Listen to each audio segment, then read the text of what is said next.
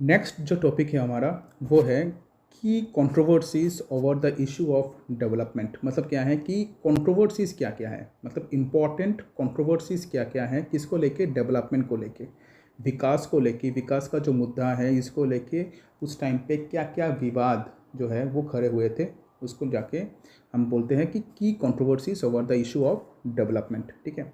India's development strategy in early years raised many several controversies. मतलब क्या है कि भारत ने जो डेवलपमेंट का स्ट्रेटेजी, मतलब डेवलपमेंट का जो प्लानिंग किया था, ठीक है, इसकी वजह से बहुत सारे कंट्रोवर्सीज जो है वो खड़े हो गए थे। ठीक है। ट्रू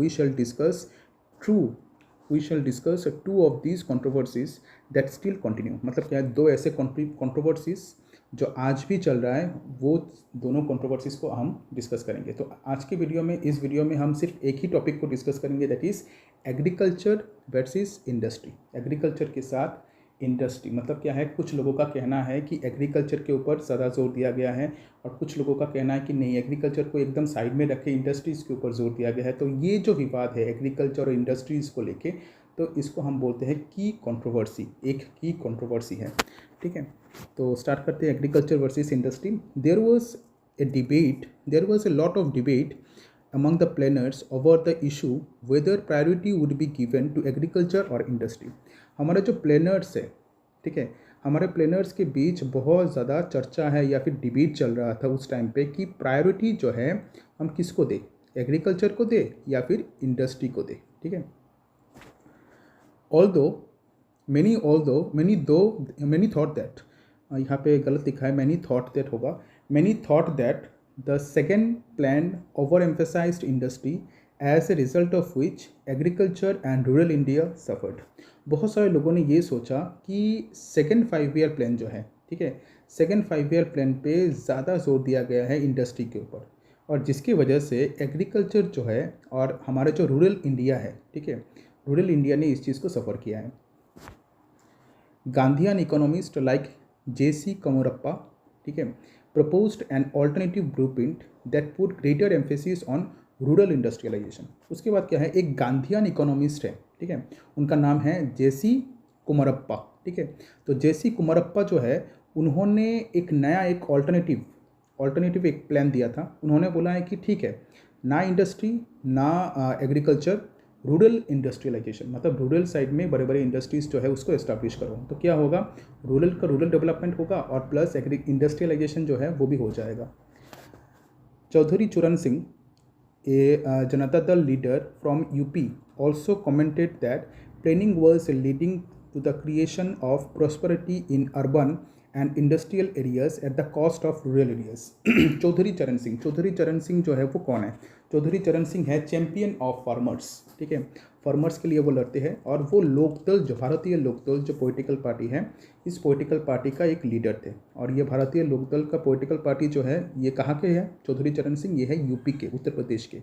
तो उन्होंने कमेंट किया है प्लानिंग को लेके कि हमने क्या किया है, हमने अर्बन को इतना ज़्यादा प्रॉस्पेरिटी दे दिया है और इंडस्ट्रीज़ को हमने इतना ज़्यादा बड़ा चढ़ा के दिखा दिया है कि इसका कॉस्ट जो है वो आ रहा है तुम्हारा रूरल एरियाज़ का मतलब क्या है कि रूरल एरियाज़ को दाव में लगा के हम क्या कर रहे हैं, हम अर्बन को ज़्यादा जोर दे रहे हैं, इंडस्ट्रीज़ जो है उसको ज़्यादा जोर दे। मतलब क्या है कि चौधरी चरण सिंह जो है वो किसके खिलाफ है, इंडस्ट्रीज़ के खिलाफ थे उस टाइम पे, और प्लस अर्बन साइड पे जो हम प्लानिंग कर रहे हैं इसके खिलाफ थे। उनका कहना यह है कि हमें रूरल एरियाज़ के बारे में भी सोचना चाहिए था, क्योंकि ज़्यादातर लोग जो हैं वो डायरेक्टली और इनडायरेक्टली जो है रूरल एरियाज़ में वो किसके साथ कनेक्टेड है, एग्रीकल्चर के साथ कनेक्टेड है। और हमें पता है कि नियर अबाउट 80% लोग जो हैं भारत के उस टाइम पे डायरेक्टली और इनडायरेक्टली क्या थे, एग्रीकल्चर के साथ कनेक्टेड थे।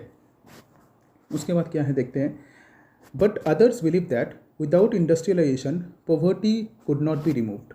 लेकिन कुछ के लोगों का कहना यह था, मतलब कुछ लोग ये विश्वास करते थे कि विदाउट इंडस्ट्रियलाइजेशन, मतलब क्या है कि इंडस्ट्रीज़ को ना बना के, ठीक है, अगर हम इंडस्ट्रीज़ नहीं बनाते हैं तो पॉवर्टी जो है उसको हम कभी हटा नहीं सकते।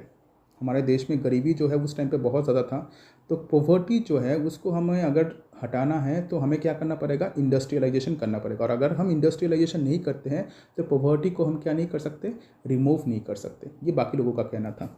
They argued that Indian planning had an agrarian strategy to boost production of food grains। मतलब क्या है कि इनका कहना यह है कि इंडिया का जो प्लानिंग है उसका स्ट्रेटेजी जो है वो एग्रेरियन है, ठीक है, एग्रीकल्चरल है, ठीक है, एग्रीकल्चरल। और एग्रीकल्चरल स्ट्रेटेजी हमने क्यों अपनाया है, ताकि हमें क्या करना है, हमें बूस्ट करना है, कौन सी चीज़ पे ज़्यादा बूस्ट करना है, फूड ग्रेन्स पे। फूड ग्रेन्स मतलब जो खाने का जो सामान होता है उसको अगर हमें प्रोड्यूस करना है तो हमें एग्रीकल्चर के ऊपर ज़्यादा जोर देना पड़ेगा, ठीक है।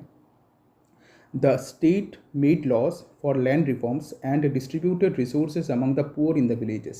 और इसके लिए स्टेट ने क्या किया है, लैंड रिफॉर्म्स किया है।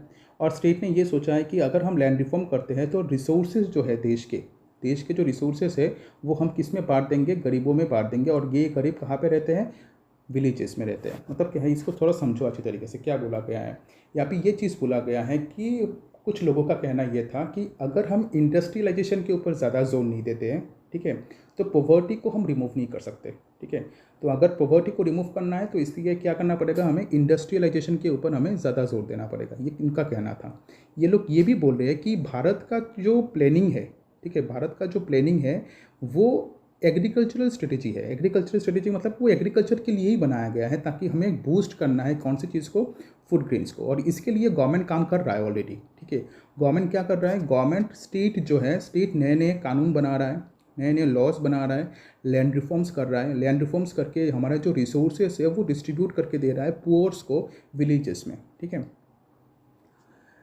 The state also proposed community development programs and spent large sums on irrigation projects। मतलब क्या है, स्टेट्स ने बहुत सारे कम्युनिटी डेवलपमेंट प्रोग्राम्स जो है वो हमें मतलब स्टेट ने बनाया है, प्रपोज किया है कि कम्युनिटी डेवलपमेंट प्रोग्राम जो है वो किया जाए। जैसे फॉर एग्जांपल हमने HS फर्स्ट ईयर में देखा था, पंचायती राज एक्ट जो है ये सब पास किया गया था। मतलब ऐसा ही कि स्टेट ने क्या किया था, स्टेट बोल रहा है कि मैं कम्युनिटी डेवलपमेंट प्रोग्राम बना रहा हूँ और बड़े बड़े बहुत मात्रा में जो पैसा है वो मैं लगा रहा हूँ कौन सी चीज़ के ऊपर, इरिगेशन के ऊपर, ठीक है। इरिगेशन प्रॉपर्टी जो है प्रॉपरली, ताकि जब एग्रीकल्चर हो वहाँ पे एग्रीकल्चर के टाइम पे प्रॉपर इरिगेशन फैसिलिटी रहे।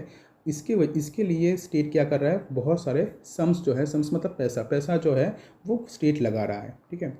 But all this programmes and projects failed because they are not implemented properly. इसका मतलब क्या है कि गवर्नमेंट ने जो इतना प्रोग्राम, गवर्नमेंट जो ये नए नए जो पॉलिसीज़ बना रहे हैं, ठीक है, प्रोजेक्ट्स जो नए नए बना रहे हैं, ठीक है, ये सभी प्रोजेक्ट्स अगर ठीक से इम्प्लीमेंट किया जाता तो रूरल साइड को भी डेवलपमेंट होता, ठीक है। लेकिन लोगों का कहना ये है कि लोगों का विश्वास ये है कि स्टेट अपना काम कर रहा है, लेकिन जो स्टेट का जो प्रोग्राम्स है उसके बाद स्टेट का जो प्रोजेक्ट्स है वो फेल्ड हो रहे हैं। क्यों फेल हो रहे हैं, बिकॉज इनको अच्छी तरीके से इम्प्लीमेंट नहीं किया जा रहा है, ठीक है। इनको अच्छी तरीके से कार्यगत जो है वो नहीं किया जा रहा है। दैट्स वाई ये सभी प्रोग्राम्स जो है स्टेट का, कि लैंड रिफॉर्म्स किया जाए, गरीबों में रिसोर्सेज जो है वो डिस्ट्रीब्यूट किया जा रहा है, तो ये सभी चीज़ें फेल हो रहा है, ठीक है। The land owning classes opposed this programmes. और एक मुद्दा ये है कि लैंड ओविंग क्लासेस मतलब क्या है, जिस ग्रुप ऑफ पीपल के पास लैंड है, बड़े मात्रा में जो लैंड है, वो इन प्रोग्राम्स को अपोज कर रहा है। कौन से प्रोग्राम को, कम्युनिटी डेवलपमेंट प्रोग्राम। एंड ये जो पुअर के लिए जो रिसोर्सेज जो डिस्ट्रीब्यूट किया जा रहा है, ये सभी चीज़ों को, लैंड रिफॉर्म जो है, लैंड रिफॉर्म को लैंड ओविंग क्लास क्या कर रहा है, अपोज कर रहा है, विरोध कर रहा है। वो बोल रहा है कि हमारा लैंड है, हम क्यों बांट के दे देंगे, ठीक है, हमसे ये हमारा लैंड जो है वो क्यों छीना जा रहा है। तो इसी वजह से क्या हो रहा है, इसी वजह से ये हो रहा है कि स्टेट अपना कम्युनिटी डेवलपमेंट प्रोग्राम और ये जो पैसा लगा रहा है इरिगेशन प्रोजेक्ट्स पे, ये सभी फेल्ड हो रहे हैं। क्यों, बिकॉज इसको इम्प्लीमेंट नहीं करने दे रहा है। कौन नहीं करने दे रहा है, लैंड ओविंग क्लास जो है वो।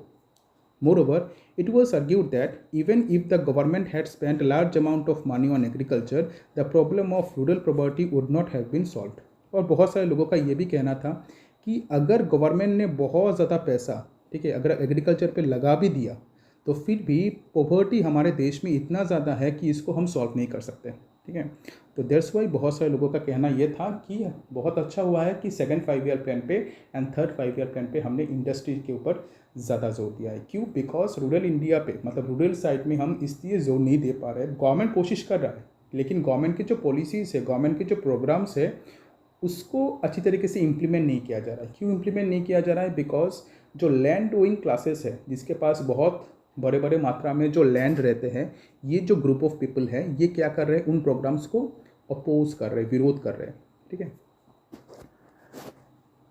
तो ये है टॉपिक आज का। तो यहाँ तक देखो, कोई भी डाउट रहने से पूछो। एक बार रिवीजन दे देते हैं कि हमने देखा है कि की कंट्रोवर्सीज़ क्या है इशू ऑफ डेवलपमेंट को लेके। और कुछ कंट्रोवर्सी में पहला जो कंट्रोवर्सी आता है वो है एग्रीकल्चर वर्सेस इंडस्ट्री। मतलब क्या है, ज़्यादा जोर किसके ऊपर देना चाहिए था? एग्रीकल्चर के ऊपर ज़्यादा जोर देना चाहिए था या फिर इंडस्ट्री के ऊपर ज़्यादा जोर देना चाहिए था?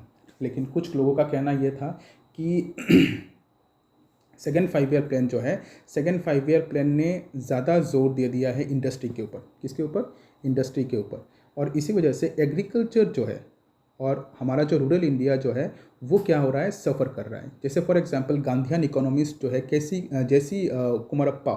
तो जेसी कुमारप्पा जो है, उनका कहना यह था कि मैं एक ऑल्टरनेटिव ब्लूप्रिंट दे रहा हूँ, ऑल्टरनेटिव सॉल्यूशन दे रहा हूँ कि रूरल इंडस्ट्रियलाइजेशन। मतलब क्या है कि रूरल साइड में इंडस्ट्रीज़ को डेवलप करो। ठीक है, बड़े बड़े इंडस्ट्रीज बनाना है तो कहाँ पे बनाओ? रूरल साइड में बनाओ, ताकि रूरल एरियाज़ में अगर तुम्हें पॉवर्टी को कम करना है तो रूरल एरियाज़ में तुम्हें नौकरी, मतलब पैसा जो है वो लाना पड़ेगा, लोगों के घर में पैसा देना पड़ेगा। और वहाँ पे अगर रूरल साइड में इंडस्ट्रीज़ को बना देते हैं तो क्या हो सकता है, यहाँ पे हम जो रूरल साइड के जो लोग हैं उनको हम काम दे सकते हैं।